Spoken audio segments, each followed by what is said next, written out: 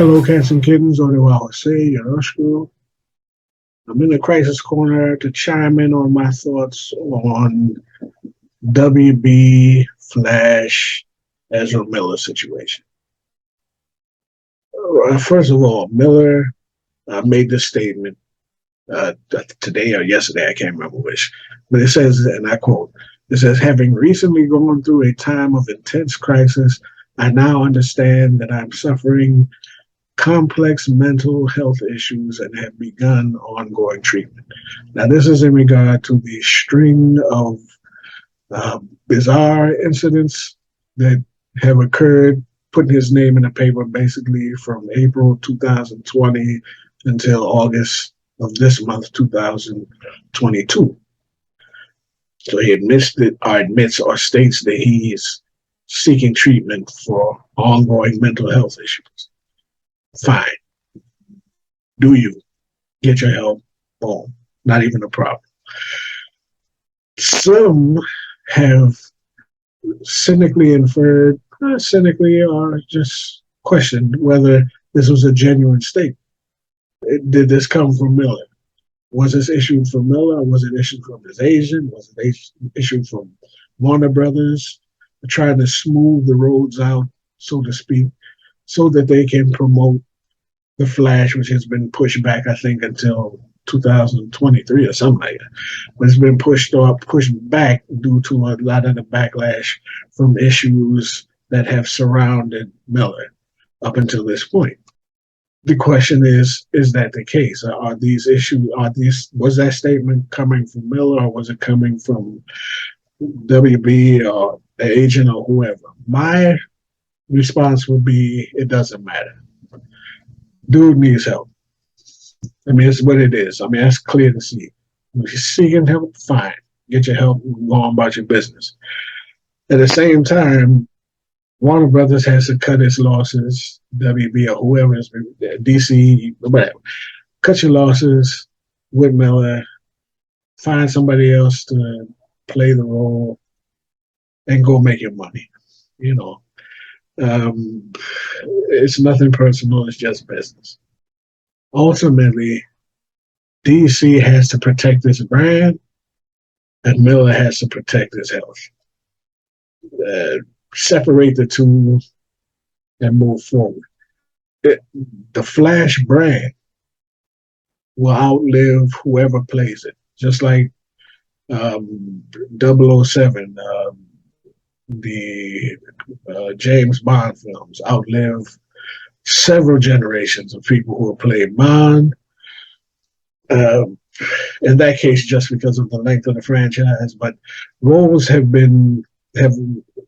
franchise roles outlive the face of the franchise at any given time, Batman, Superman, whatever. So just keep on going. This is a bump in the road. Make the best as you can out of it and keep going. A Flash movie will make money. I don't have any doubts of that. This one could make money. They deep six Batgirl for whatever reasons, which was $100 million hit. Deep sixing the Flash would double that at least. So, worst case scenario, unless nothing else even more bizarre in terms of behavior comes out, go ahead, put the joke out, see what kind of money you can get off of it, and then move forward from that point on with a new Flash. Again, it's nothing personal, it's just business. Miller was given money to play a role, but it was also expected that he would be able to promote the work that he made for the benefit of the company that he works for. That goes with any product or project that any actor or whatever works on.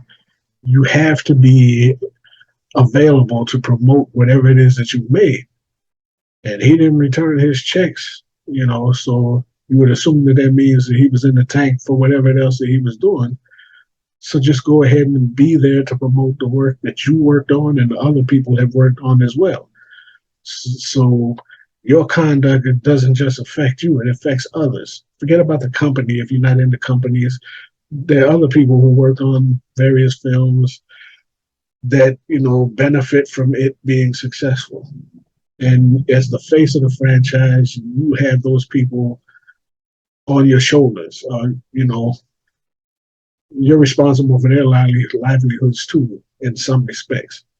So go ahead, and if you're playing, Cinderella, you can't afford to be caught in the papers acting so contrary from Cinderella that you can't promote a film of that sort, a family film or whatever. And if you're saying Flash is a family type, PG, whatever, 13 type film, you got to behave in such a way that you can go on the press junkets and promote that film without people going, giving you a, curious stare. You know what I mean? Just for the length of that contract or the time that you're working on that project, behave yourself and, dispense your duties. Now, if this is a situation that's outside of your control, like I said, if you actually have problems, issues, well, I guess it's just didn't work out.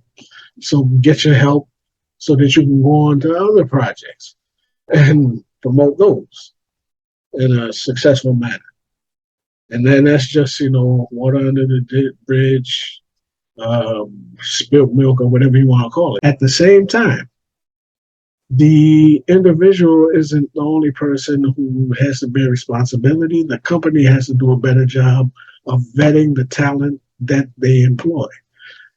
It's not a rare incidence where you employ talent, but the talent comes back and bites you because of the person that comes with the talent.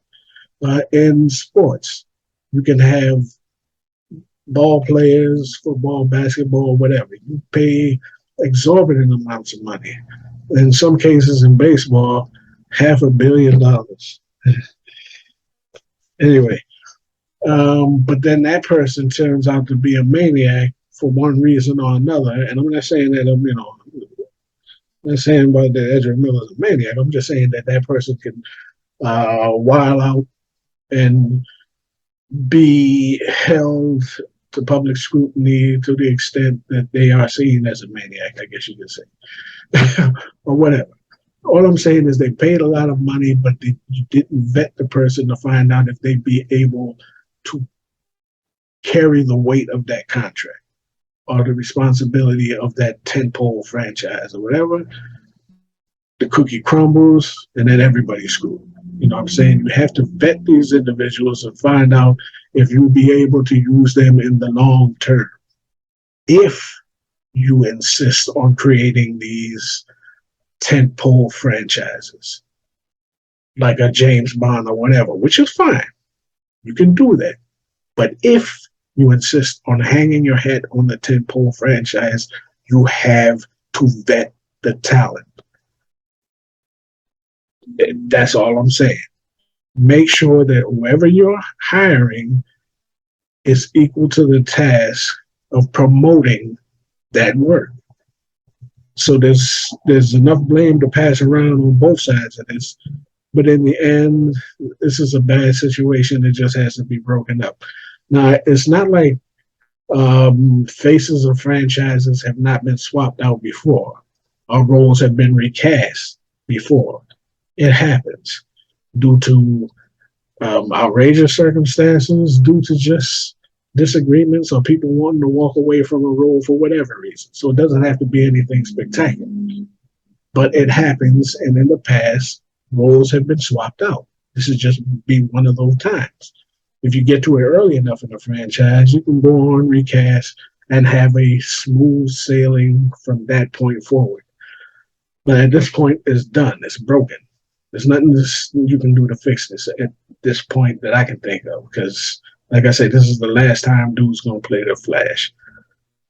And, ultimately, to be honest with you, he wasn't my favorite Flash.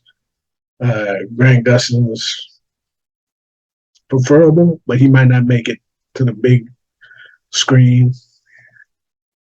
It is what it is. But you can find somebody else. I mean, it's Hollywood. You can find anybody to take anybody's role. It can be done. But in the end, man, you got to vet these things out. And you got to be sure that the person that you pick to lead your franchise into the future can carry that weight, basically. So that's all I'm saying. Ultimately, Miller, man, get your help. Do you? Get your help. Get straight. Hope you're the best. Go on and do more work. He's a good actor. You know, all of that. But WB, DC, or Discovery, or whatever you're calling yourselves now, just break it off and move forward. Just keep going forward. That's all I can say. That's it. Let me know what you think. And until next time, stay loose.